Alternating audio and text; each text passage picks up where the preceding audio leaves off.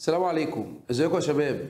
النهارده هنحل مع بعض ان شاء الله النموذج التجريبي اللي نزلته الوزاره، وهنحلله وهنظبطه وهنفصصه ونشوف تريكاته اللي جت كلها، عشان ان شاء الله النموذج ده هيكون استرشاد لينا لشكل امتحان اخر السنه. فاجهز يا معلم يلا وظبط معايا واكتب تريكاته. السؤال الاول بيقول لنا ايه؟ متابعه العالم لفاعليات مؤتمر تغير المناخ لحظيا يؤكد أهمية تقنية إيه؟ السؤال هنا واضح إن هو جاي لك في الحتة بتاعة التقنيات الحديثة، فبيقول لك إن أنت عاوز تتابع المؤتمر اللي بيحصل في مصر، يعني مثلا المؤتمر الموجود في مصر دلوقتي، واحد في الصين، واحد في اليابان، واحد في أمريكا، واحد في فرنسا، عاوز يتابعه في نفس اللحظة اللي موجود فيها في مصر. أنهي تقنية ممكن تساعده؟ لو بصينا هنا كده إحنا هنختار الاختيار ج، وسائل الاتصالات الحديثة اللي خلت العالم قرية كونية.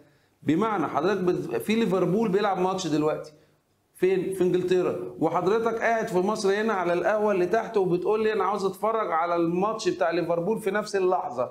مين اللي هيفيدك؟ وسائل الاتصالات الحديثة، لان هي بتنقل لك في سرعة عبور معلومات عبر الحدود اللي خلت العالم قرية كونية تاني. طيب سؤال جميل. السؤال التاني عاوز واحد دماغه عالية. سؤال فيه تركاية جميلة قوي. بيقول لك ايه؟ النهر اللي قدامك اللي هو نهر الراين، بس هو بيكلمكش على نهر الراين، بص كده بيكلمك على الرافد اللي هو بيشاور لك عليه في واحد هنا على الخريطة اهي. تمام. احد روافد نهر الراين ممكن يصير مشكلة. ركز كده في الرافد بتاع نهر الراين، تعال نبص عليه. الرافد بتاع نهر الراين اهو، شايفينه فين؟ ده الرافد بتاع نهر الراين. بيقول لك ممكن يصير مشكله، حدود سياسيه. واضح جدا ان النهر ده مش ماشي مع حدود سياسيه، يعني لو جينا بصينا هنا كده لا، ما ينفعش يتخذ كحد سياسي، وبالتالي غلط واحد. ملاحه نهريه لا، مش هو نهر الراين نفسه هو ملاحه نهريه، ايوه، لان احنا اكتسبنا نهر الراين على حسب خط العمق الملاحي، بس هو مش بيكلمك عن نهر الراين، ده بيكلمك على رافد لنهر الراين اللي هو موجود قدامنا، وبرده ما تمشيش معايا ملاحه نهريه. طيب صيد الاسماك لا برضو، لان الاتنين عندهم صيد اسماك، فمش هيصير مشكله. إثارة المشكلة هتكون في اقتسام المية، لأن بدل ده رافد يعني كده المية جاية من عند ألمانيا ورايحة على فرنسا، وبالتالي المشكلة اللي هيصيرها هو اقتسام المية، مش التلاتة اللي فاتوا. تعال نخش على السؤال التالت. السؤال التالت جميل جميل جميل جميل، في تركاية بسيطة وفي نفس الوقت مهمة. بيقول لك تتوقع أي دولة من اللي قدامك دول تمتد مياهها الإقليمية لمسافة أكتر من 12 ميل. طبعا حضرتك خدت في المناطق البحرية إن المياه الإقليمية ممكن تبقى من 3 ل 300 ميل. وللأسف بعض المدرسين قال لك إيه؟ يا جماعة المياه الإقليمية من 3 ل 300 ميل على حسب قوة الدولة. بس أنا قلت على الكلام ده غلط، وقلت للطلاب بتوعي، قلت لهم يا جماعه المياه الاقليميه ملهاش دعوه بقوه الدوله من 3 ل 300، وقلت لهم على حسب مساحه المسطح المائي اللي جنبك. يعني مثلا خليني اوضح هنا على خريطه للعالم. تعال اثبت لك ان المياه الاقليميه من 3 ل 300 مش على قوه الدوله خالص زي ما البعض قال، هي على مساحه المسطح المائي اللي جنبك. فتعالى كده مثلا هي قال لك من 3 ل 300، والطبيعي انها تبقى 12 يعني. طيب تعال نبص كده من دوله اريتريا لدوله اليمن، زي ما انت شايف الحته اللي قدامك. هل ينفع من اريتريا لليمن كل واحد ياخد 12 ميل من ناحيته؟ هتقول لي لا يا مستر دي المساحه هنا ضيقه، شايف عامل ازاي؟ طيب لو جيت وقلت لك الولايات المتحده الامريكيه تحب تاخد 300 ميل، ينفع ولا ما ينفعش؟ زي ما انت شايف ينفع يا مستر. تعال نشوف كده الدول اللي جابها لنا وبيقول لنا مين فيهم ممكن تمتد مياهها الاقليميه لاكثر من 12 ميل، يعني ممكن توصل براحتها 300 ميل الكلام ده كله. جايب لنا جيبوتي، العراق، السودان، جنوب افريقيا. وتبتدي نشوف كده فين جيبوتي. بص كده جيبوتي موجوده فين؟ موجوده قدامنا اهي، اهي دي جيبوتي. وبالتالي جيبوتي المسافة ضيقة جدا جنبها، وبالتالي ما ينفعش جيبوتي تمتد أكتر من 12 ميل. طب تعالى نروح بسرعة كده للعراق. لو رحنا بصينا على العراق، العراق ليها الخليج العربي، برضو ما ينفعش تمتد أكتر من 12 ميل. طيب جاب لنا بعد كده السودان. السودان برضو نفس الكلام، البحر الأحمر منطقة ضيقة جنبها، ما ينفعش أكتر من 12 ميل. بعد كده جاب لنا جنوب أفريقيا. لو جينا بصينا على جنوب أفريقيا، فين جنوب أفريقيا؟ تعالى يلا جنوب أفريقيا أهي. جنوب أفريقيا المسطح المائي اللي جنبها مسطح مائي كبير جدا، وبالتالي محيطات، وبالتالي مين الدولة اللي تقدر تمتد مياه الإقليمية لأكثر من 12 ميل؟ هنختار جنوب أفريقيا. يبقى أنا كده وضحت لك إزاي طريقة حل السؤال وفكرته. السؤال الرابع بيقول لنا إيه؟ أهمية مساحة الدولة لا تقاس بالكيلو متر مربع.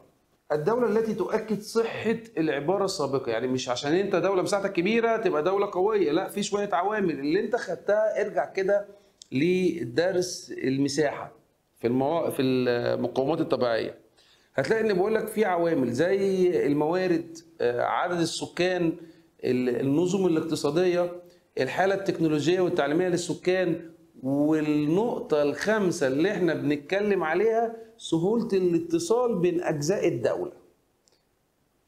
فلو جينا بصينا على النقطه الخامسه اللي هي سهوله الاتصال بين اجزاء الدوله، روسيا ما تنفعش، مساحة كبيرة جدا ممتدة الأرجاء، وبالتالي ما ينفعش. نفس الكلام ولايات متحدة، نفس الكلام كندا. كل الدول دي ما فيش سهولة اتصال بين أجزائها. مين الوحيدة اللي عندها سهولة اتصال؟ هي فرنسا. يبقى التركاية هنا عندنا 5 عوامل، بس احنا خدنا العامل بتاع سهولة الاتصال بين أجزاء الدولة، وهنا بتحققه فرنسا، وبالتالي هي بتحقق المقولة اللي موجودة في سؤال 4. سؤال خطير، سؤال بيقولوا عليه خطير مكير. جايب لك مصر، اليابان، ألمانيا، وبيقول لك الدول دي متشابهة في إيه؟ مصر، يابان، ألمانيا. هجرة العقول، المستوى التكنولوجي، طبعا مستوى التكنولوجي روح شاطب كده. هجرة العقول، لا، هجرة العقول موجودة في مصر بس مش موجودة في اليابان وألمانيا. يفضل عندك يا معلم ظهور مبدعين، والخصائص الإثنوغرافية. خصائص إثنوغرافية اللي هي بتاعت اللغة والدين. هل هما متشابهين في اللغة والدين؟ لا، بس يبقى الاختيار ظهور مبدعين. بس أنا عاوز أقول لك السبب ليه ظهور مبدعين في مصر. اكتب جنبها كده، عشان عندها حجم سكاني كبير. واليابان وألمانيا دول بتصرف على البحث العلمي والتعليم كتير جدا، وبالتالي موجود عندها مبدعين. حتى ألمانيا أكبر دول الاتحاد الأوروبي سكانا، وبالتالي احتمالية ظهور مبدعين موجودة في ألمانيا. ينطبق مفهوم الأمة على أي المنظمات التالية؟ بيقول لك عاوزين مفهوم الأمة اللي هي فيها تجانس. طبعا لو احنا جينا بصينا على المنظمات دي كلها، ألف وجيم، الفاو واليونيدو والأمم المتحدة، دي كلها منظمات عالمية ما فيهاش تجانس. هو عاوز حاجة يطبق عليها مفهوم الأمة، فهي هتبقى جامعة الدول العربية. 7. الدولة التي قد تتشابه مع روسيا الاتحادية في علاقتها الدولية بفضل المساحة. طبعا حضرتك عارف ان هناك عوامل بتأثر في المساحة، اللي هم 5 عوامل: موقع، مساحة، عدد سكان، وزن اقتصادي، قوة عسكرية. خدتها في العلاقات الدولية في الدرس الأول من الوحدة الرابعة. هو بيقول لك بقى اديني حاجة تتشابه مع روسيا الاتحادية في علاقاتها الدولية، عشان برضو مساحتها كبيرة. روسيا مساحتها كبيرة، يبقى أنا لازم في الاختيارات أختار مساحة كبيرة، فأنا أختار ألف، الولايات المتحدة الأمريكية. يبقى هنا بيلعب على حتة المساحة. 8. سؤال حلو جدا، بيقول لك ايه؟ تخشى بعض الدول من التنوع الثقافي. يعني مش عاوزه عندها يبقى في تنوع ثقافي في تنوع لغات، في تنوع أديان، ده اسمه تنوع ثقافي، مما يجعلها تفرض قيودا على بعض الأقليات، يعني مش مدية الأقلية حريتها. طبعا لو أنت مذاكر صح، أول ما أجي أقول لك مين الدولة اللي مش مدية الأقلية حريتها بالكامل، أنا هقول لك دولة إيطاليا. لو حبيت تكتب جنبها اللي منعت الأقلية النمساوية من ممارسة حقوقها، أو منعت الأقلية النمساوية من ممارسة لغتها. سؤال 9 بيقول لنا إيه؟ توفير المعلومات اللازمة لاتخاذ القرارات السياسية والعسكرية اللي إحنا خدناها في الأهداف. يستفيد منه مين؟ هو بيقول لك هنا اتخاذ قرار سياسي أو قرار عسكري، قرار حرب، قرار محاربة إرهاب، يبقى 100% هم رجال السياسة. السؤال العاشر بيقول لك ما العلاقة بين انتصار الرأسمالية وظهور الأقليات القومية؟ بدل قال لك كلمة انتصار الرأسمالية، يبقى الراجل ده بيكلمك في أواخر القرن العشرين. أواخر القرن العشرين اللي هو انهيار الكتلة الشرقية الشيوعية وانتصار الرأسمالية بقيادة الولايات المتحدة الأمريكية. طيب لما انهارت الكتلة الشرقية الشيوعية اللي هو الاتحاد السوفيتي، يعني من الآخر لما انهار الاتحاد السوفيتي، مش احنا قلنا انقسم ل 15 دولة؟ طيب الأقلية القومية اللي اسمها الأقلية السلافية هي أقلية فين؟ في ال 14 دولة زي كازاخستان، زي أوكرانيا، جورجيا، لاتفيا، استونيا، ليتوانيا، مولدافيا، قرغيزيا. كل الدول التي تفككت من الاتحاد السوفيتي فيها أقلية قومية من روسيا اسمها القومية السلفية، وروسيا نفسها فيها أقلية من ال 14 دولة الباقيين، وبالتالي الأقليات القومية انتشرت جدا بعد انهيار الاتحاد السوفيتي، يعني بعد انتصار الرأسمالية على الشيوعية. سؤال 11 أنا شايفه سؤال سهل جدا، بيقول لك يرجع نجاح دولة الإمارات في إقامة مؤتمرات عالمية، بتعمل مؤتمرات عالمية بنجاح، لقوتها الإيه؟ طبعا واضح جدا لقوتها التنظيمية.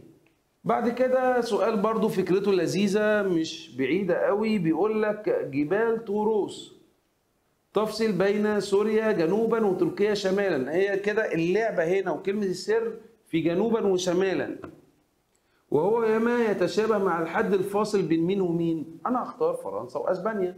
لو انت جيت بصيت على الخريطه كده بين فرنسا واسبانيا هتلاقي ان جبال برانس بتفصل بين فرنسا في الشمال واسبانيا في الجنوب، برضو شمال وجنوب، وعشان كده هنختار ج. سؤال 13 بيقول لنا قدامك خريطتين، الدولة التي قامت برسم الحدود السياسية بين مصر والسودان. طيب لو احنا بصينا على الخريطتين يا معلم ووضحنا كده، هتلاقي كاتب لك عند مصر احتلال بريطاني، وعند السودان مصر انجليزي حكم ذاتي.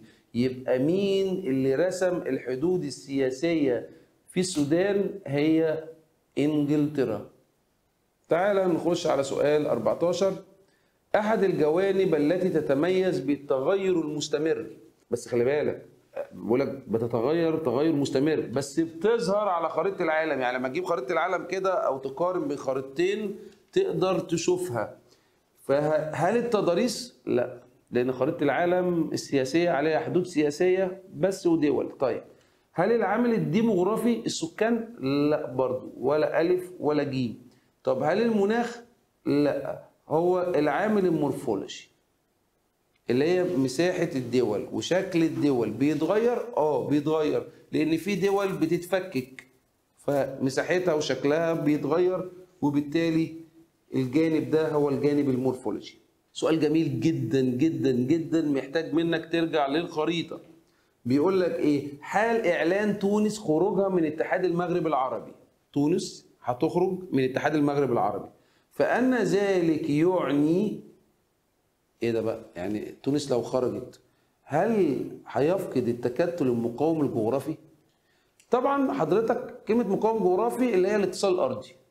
لا، لو بصيت كده على الخريطة بتاعت تونس، تعالى كده نجيبها، عندنا خريطة هنا اهي. فين اتحاد المغرب العربي؟ هنا اتحاد المغرب العربي اهو، الجزء ده كله كده اهو اللي انا معلمه لك، هو ده اتحاد المغرب العربي. هو بيقول لك بقى ايه؟ تونس اختفت، هنعتبر تونس اختفت من اتحاد المغرب العربي. هل الاتحاد اللي قدامك او التكتل اللي قدامك فقد الاتصال الارضي؟ لا، ما فقدش الاتصال الارضي، لسه متصل ارضيا. طيب تعالى نشوف الاختيار اللي بعده.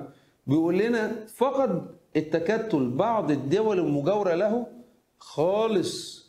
لو جينا بصينا كده، لو تونس خرجت مثلا، تعالى كده اديها لك بالعكس، تعالى نشوف موريتانيا خرجت من الاتحاد المغرب العربي، يبقى كده 100% اتحاد المغرب العربي فقد الاتصال مع دولة مجاورة اسمها السنغال، صح؟ طيب تونس بقى لما خرجت، هل احنا فقدنا الاتصال بدول مجاورة؟ خالص، لأن تونس موجودة هنا في وسط التكتل، وبالتالي الاختيار ده اختيار غلط. نشوف بعد كده جيم، تأثر التكتل ديموغرافيا ولا تأثر التكتل إثنوغرافيا؟ طبعا إثنوغرافيا لغة ودين غلط، لأن تونس لما خرجت هي كده كده كلهم وطن عربي، كلهم أمة عربية، فمش هيتأثر التكتل إثنوغرافيا، وبالتالي نختار يتأثر التكتل ديموغرافيا، لأن عدد سكانه هيقل شوية لأن تونس خرجت. سؤال 16 بيقول لك تعاني دولة تشيلي من بطء حركة التنمية في أطرافها الجنوبية. بعد إذن حضرتك بص لي كده على دولة تشيلي، شايفها على الخريطة طبعا. فهو بيقول لك حركة التنمية في الجنوب هنا بطيئة. ليه؟ بالتالي واضحة جدا، مش محتاجة، عشان شكلها الشكل المستطيل الشريطي من الشمال للجنوب بيبقى صعب التنمية فيه، صعوبة التنمية. طيب 17 دولة يمثل الرصيف القاري بها مصدر للدخل القومي. طبعا الفكرة بتاعت السؤال المفروض تجي لك، بيقول لك دولة عندها رصيف قاري اللي احنا خدناه في المناطق البحرية مصدر للدخل القومي. طيب تمشي اوغندا؟ هقول لك لا يا حبيبي، اوغندا دولة حبيسة. طب تمشي اثيوبيا؟ اثيوبيا برضو دولة حبيسة ما عندهاش رصيف قاري. طب تمشي سويسرا؟ حبيسة ما عندهاش رصيف قاري. يبقى انا هختار بلجيكا لانها دولة بحرية وب100% عندها رصيف قاري. سؤال 18 انا شايفه سهل، بس انت عاوز يكون عندك خبرة كده في التعامل مع الاشكال البيانية. بيقول لك لو انت عندك تعدد قوميات، يعني انت في الشكل اللي عندك واضح ان احنا عندنا 3 قوميات اهي. ال3 قوميات دول مختلفين، انت لو هتيجي تختار العاصمة هتختارها فين يا معلم؟ مش احنا خدنا في درس العاصمة عوامل اختيار العاصمة السيادة القومية؟ طيب السيادة القومية يعني ايه؟ يعني انت هتحط العاصمة عندي اكبر قومية عندك، زي ما روسيا عملت، اختارت موسكو ليه؟ عشان فيها اكبر قوميه وهي القوميه السلافيه. طيب تعال ندور هنا اللون الاصفر المساحه، واللون البني والاخضر والازرق قوميات. فانا لما اجي ابص كده هلاقي ان اكبر قوميه هي اللي باللون البني دي، يبقى انا هحط العاصمه فين؟ في 4. تعالى نخش بعد كده على 19 النهر الذي يخرج عن اتفاقيات الانهار الدوليه. حلو، دي احنا خدناها مليون مره مع طلابنا. مين النهر الذي لا يطبق عليه الاتفاقيات الدوليه؟ يبقى 100% لازم اختار نهر محلي. نهر ايه؟ محلي. طيب هل الريو جراند ولا الراين ولا الدانوب محلي؟ خالص، نهر السين اللي هو موجود في فرنسا هو اللي نهر محلي، وبالتالي ما بيجيش منه اي مشكلات ولا بيخش في اتفاقيات دولية. سؤال 20 تتعدد النزاعات السياسية الناجمة عن حركة الرعاة على الحدود. حلو، في ضوء هذه العبارة استنتج العامل الذي أدى إلى حدوث نزاعات سياسية داخل الدولة الواحدة. وعشان خاطري لازم تحط 100 خط تحت كلمة حركة الرعاة بتسبب مشكلة داخل الدولة. ما بيكلمكش من دولة لدولة، داخل الدولة الواحدة. بدل قال لي داخل الدولة الواحدة يبقى أنا هختار النمو السكاني. طب ليه النمو السكاني؟ لأن لما حصل نمو سكاني حولنا الأراضي الرعوية إلى أراضي زراعية، وعشان كده أراضي الرعوية مساحتها قلت، وابتدت الرعاة تتخانق مع مزارعين جوه الدولة، فعملت لي مشكلة سياسية. 21 الداعم الأول لحل مشكلات الحدود بين دول شرق أفريقيا. مين اللي هيدعم أي مشكلة بين دول شرق أفريقيا؟ طبعا لما أجي أقول لك دول شرق أفريقيا يبقى على طول نختار تكتل الكوميسا. بيقول لك إيه؟ سؤال 22 بيقول لنا التكتل الاقتصادي الذي حقق أكبر استفادة من التركيب النوعي. خليك كده واد حيرك ومصحصح الفكرة في التركيب النوعي يا معلم. طب انا عودتكم قبل كده وانا بشرح دايما اول ما تشوف كلمه التركيب النوعي بيأثر في قوه الدوله، يبقى 100% المراه ليها دور في العمليه الانتاجيه. يعني المراه بتشارك في المجتمع، بتشارك في الانتاج، يعني الدوله متقدمه. طيب مين بقى التكتل اللي فيه المراه؟ شفت انا حولت السؤال ازاي؟ انا مسكت كلمه التركيب النوعي ورحت قلت ايه؟ التركيب النوعي بيحقق له استفاده، يبقى لازم اختار دوله متقدمه عشان المراه بتشارك في الانتاج، واخد بالك؟ وبالتالي انا هختار هنا من كل ده الاتحاد الاوروبي كدول متقدمه كلها.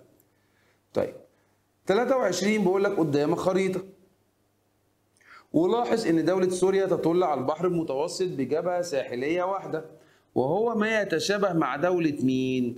انا لو منك لو فتحنا خريطه كده عاوزين دوله زي سوريا بتطل بجبهه واحده، المغرب لا جبهتين، جنوب افريقيا لا، مصر برضو جبهتين، يبقى دلوقتي دوله كينيا الوحيده. لو بصينا كده على دوله كينيا هتلاقي كينيا الوحيده هي اللي بتطل بجبهه واحده بس على المسطح المائي. سؤال 24 بيقول لك انتهى الصراع الايديولوجي وادى الى زياده عدد الوحدات السياسيه المشرفه على انهي بحر من دول؟ طبعا لما تشوف كلمه انتهاء صراع ايديولوجي او انتهاء الحرب البارده او انتهاء الاستقطاب العالمي، اي حاجه من دول حصلت في اواخر القرن العشرين لما انهار الاتحاد السوفيتي وانقسم. يبقى هنا عاوز بحر اتأثر بانقسام الاتحاد السوفيتي، وده يبقى 100% بحر قزوين اللي عليه دول تفككت عن الاتحاد السوفيتي. زي ما هوريك كده على الخريطه، تعالى اوريك على الخريطه بتاعتنا. لو جيت بصيت كده على بحر قزوين هتلاقي دول كتير زي كازاخستان، زي ما انت شايف كده، كازاخستان، تركمانستان، أذربيجان، كل دي دول نشأ جديد على بحر قزوين بعد تفكك الاتحاد السوفيتي وانتهاء الصراع الأيديولوجي. سؤال 25 تتميز الحدود السياسية عن التخوم؟ هنا بيكلمك الحدود السياسية تتميز عن التخوم في إيه؟ هل هي ذات عمق جغرافي؟ لا، ده التخوم هي اللي فيها عمق جغرافي. هل هي ظاهرة ثابتة؟ لا طبعا، دي التخوم هي اللي ظاهرة ثابتة.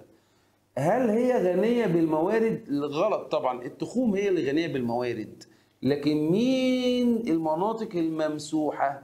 هي الحدود السياسية. ساعة ما قلت لك ايه؟ ان احنا عملنا حاجة اسمها مسح ميداني في الوحدة الثانية في الدرس بتاع تطور الحدود السياسية، عملنا مسح ميداني في القرن 19 وابتدينا نعرف معلومات عن المناطق اللي بتمر فيها الحدود السياسية.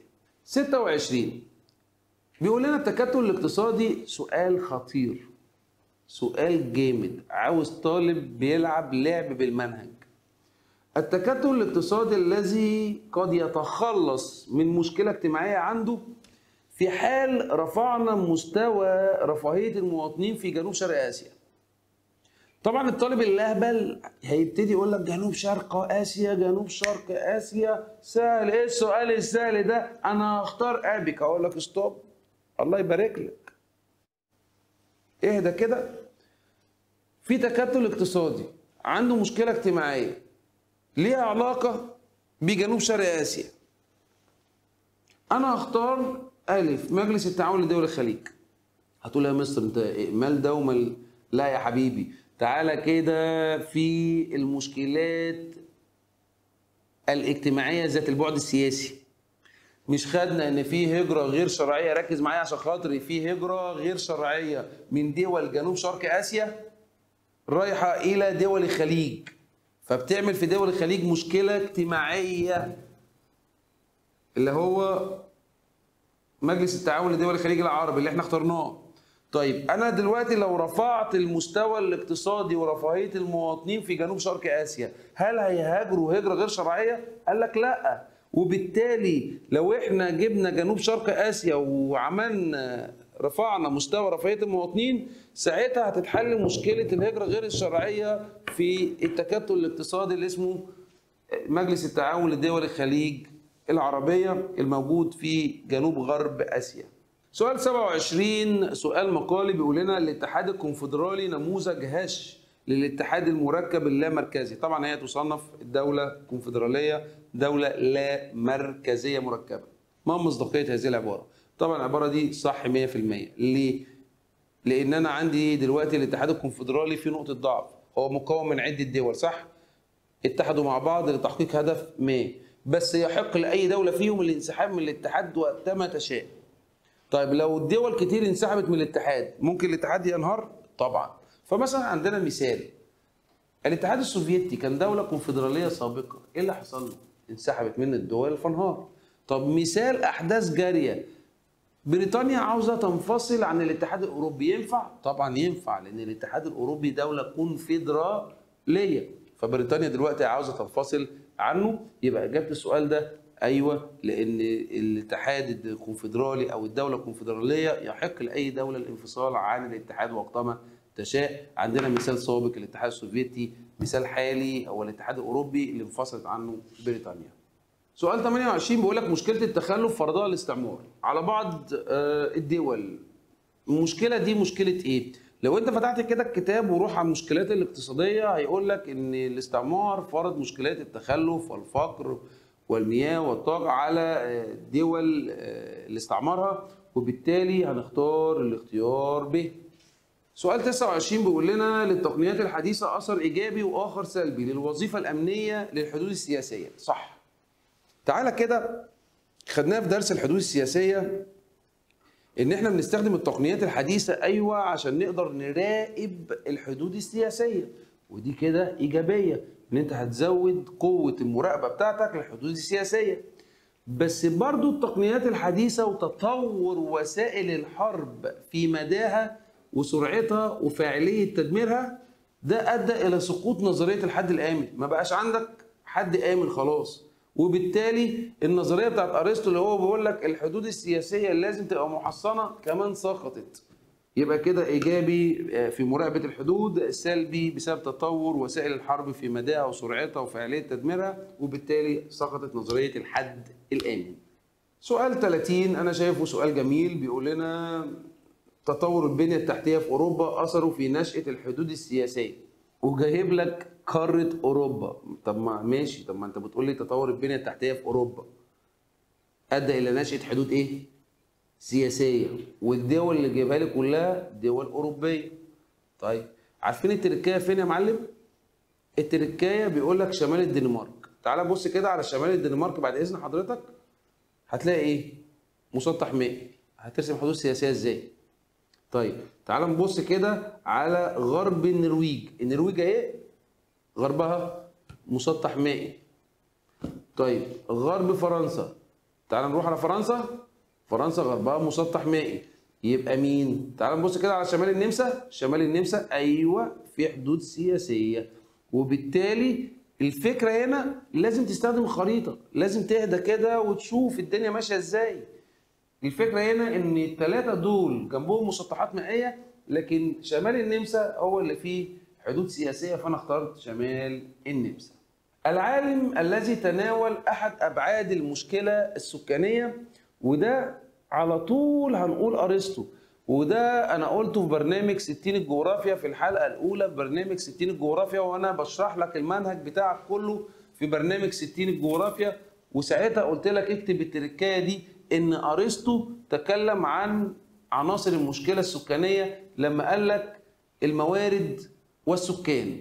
32 القاسم المشترك بين جميع التكتلات الاقتصاديه.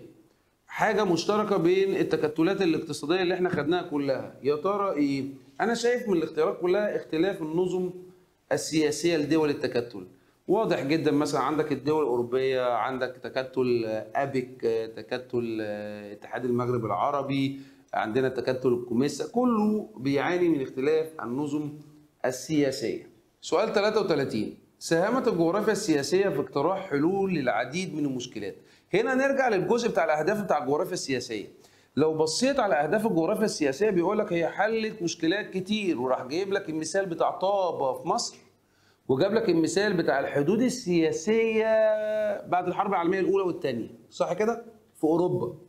وبالتالي لما نيجي نختار هنا لازم نختار لا اما مصر لا اما اوروبا، وبالتالي الاختيار هيكون بولندا، عشان كان كاتب لك في الاختيار الثاني اعاده ترسيم الحدود السياسيه بين الدول الاوروبيه. سؤال 34: المقومات التي تؤكد احقيه المغرب في مدينه سبته ومليله. طبعا سبته ومليله هي مشكله انت عارفها كويس، اللي هو الاحتلال الاسباني. ايه بقى الحاجات اللي بتاكد احقيه المغرب في سبته ومليله؟ انا هقول لك التاريخيه والجغرافيه. تاريخيا هي ضمن المغرب، جغرافيا هي ضمن الاراضي المغربيه. العامل 35: العامل الذي جعل القوى الاستعماريه تتمسك بالبقاء في غرب البحر المتوسط. طبعا غرب البحر المتوسط احنا عندنا مضيق جبل طارق، وبالتالي هنختار الموقع الاستراتيجي. 36: اقل انواع الاقليات انتشارا في العالم. احنا هنختار الحضاري. ليه يا معلم؟ لان عندك الاقليات القليله جدا في العالم هي الاقليات اللغويه، وبدل الاقليات اللغويه يبقى هي الحضاريه. سؤال 37: تساعد التكتلات الاقتصاديه والاحلاف العسكريه في تخفيف اثار الكوارث الطبيعيه. أنهي واحد من دول يقدر يقدم الدعم لتركيا ككارثة طبيعية؟ أنا هختار حلف الناتو. وأنا عارف إن حضرتك هتستغرب، لا يا حبيبي، حلف الناتو هو اللي هيقدم المساعدات لتركيا، لأن تركيا جزء من حلف الناتو ومن حقها إنها تقدم لها مساعدات في وقت الأزمات.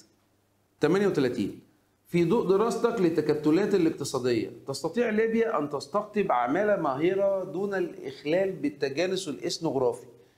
طبعا هنا بيكلمك عن ليبيا، ودي ليبيا وطن عربي. طب هي لو جالها مثلا ليبيا عمالة من أمريكا هيبقى في تجانس؟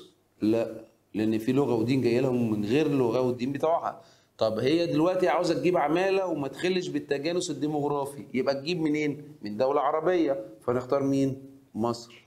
هنا سؤال 39 محتاج منك ان انت تدقق في الخريطه كويس قوي. دوله تنتمي لحلف عسكري ويخترقها دايره عرض 23.5 شمالا.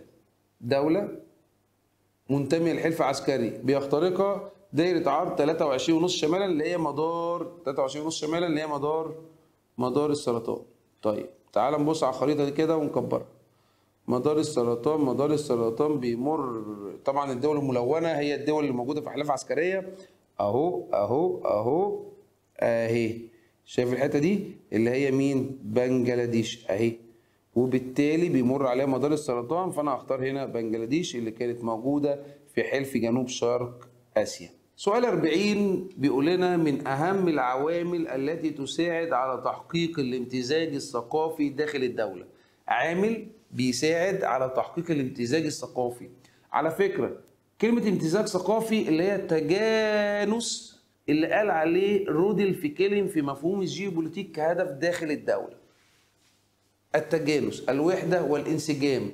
طيب الوحدة والانسجام أو الامتزاج الثقافي أو الهدف الداخلي للجيوبوليتيك، أنهي واحدة من الموجودة قدامنا تحققه؟ أنا هقول لك ب السهول واللغة. ولو انت عاوز تكتب شوية حاجات تاني ممكن يحققوا الامتزاج الثقافي والتجانس والهدف الداخلي للجيوبوليتيك، اكتب معايا. عندنا السهول، عندنا الدولة الوحدوية المركزية، عندنا الدولة ذات الشكل المندمج، عندنا وحدة اللغة، عندنا الأمة. كل دول يقدروا يحققوا الامتزاج والتجانس والهدف الداخلي للجيوبوليتيك. سؤال 41: موقع الأقلية وشكل الدولة. خلي بالك من كل كلمة بتتكتب، بيكلمك عن موقع الأقلية وشكل الدولة. شكل الدولة من العوامل التي تساعد على زيادة قوة الأقلية وبيأثر على استقرار الدولة. حلو. طيب الزنوج بالولايات المتحدة، هقول لك لا، مش متركزين في مكان واحد، منتشرة ومبعثرة في الدولة، وبالتالي مش هتهدد قوي استقرار الدولة. بس خلي بالك الأكراد في سوريا متركزين على أطراف الدولة، يعني خطر بيهدد الدولة. طيب الباسك في أسبانيا متركزين في الشمال الغربي من أسبانيا، يعني برضو خطر على الدولة. طب تيمور الشرقية متركزين على أطراف الدولة. إيه ده؟ طب أنا أختار إيه دلوقتي؟ الزنوج وخرجناهم بره. اتفضل عندي التلات اختيارات، والتلات اختيارات خطر على الدولة، خطر يهدد الدولة بسبب تمركز الأقلية. بس هنا ارجع يا حبيبي لأول السؤال، الراجل بيكلمك في شكل الدولة، فأنا هختار الاختيار د. بص كده، هنختار الاختيار د. طب ليه يا مستر اخترت تيمور الشرقية في أندونيسيا؟ لأن أندونيسيا دولة مجزأة بحريا، وبالتالي الأقلية هيزداد قوتها ويبقى تهديدها أكبر من الأكراد في سوريا والباسك في أسبانيا. سؤال 42 بيقول لك حصلت انتخابات سنة 1923 في مصر وفاز فيها حزب الوفد برئاسة سعد زغلول، والذي شكل الحكومة. يعني سعد زغلول، ركز معايا يا حبيبي، سعد ايه؟ زغلول اللي هو رئيس الوزراء شكل الحكومة. طب لما رئيس وزراء يشكل الحكومة يبقى النظام ده نظام ايه؟ برلماني.